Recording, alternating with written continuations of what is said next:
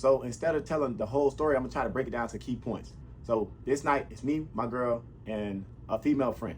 We get invited over to come see my friend that's been gone for the last 12 years. He was in prison, just got released. So they was basically have a release party for him.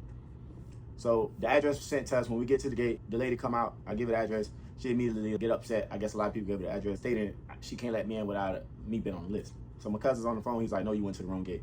So she left the guardrail up, key point guardrail. I then hit a U-turn. I leave. My cousin direct me to the second gate. Guy let me in, no problem. So I go in there, I hang out with them for about an hour. We're driving back to Lakeland. My girl in the passenger seat, she said, oh, I left my purse. So we hit a U-turn. I put the address back in the GPS. It takes me back to the first gate.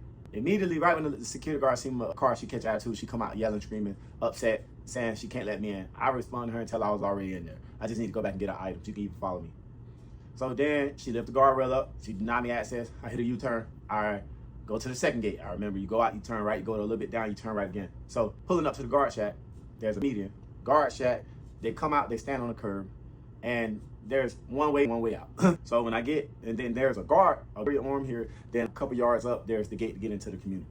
So I pull up to the guardrail, the man come out, so I just need to get back in there and get her belongings. So he's on the phone, he asked me, hey, you the guy that was just at the first gate? I said, yes. He said, well, you can't get in here either. That's what he tell me. So I respond and say, what, that bitch called you? He said, that bitch is my girlfriend, now you're not getting in. You definitely not getting in.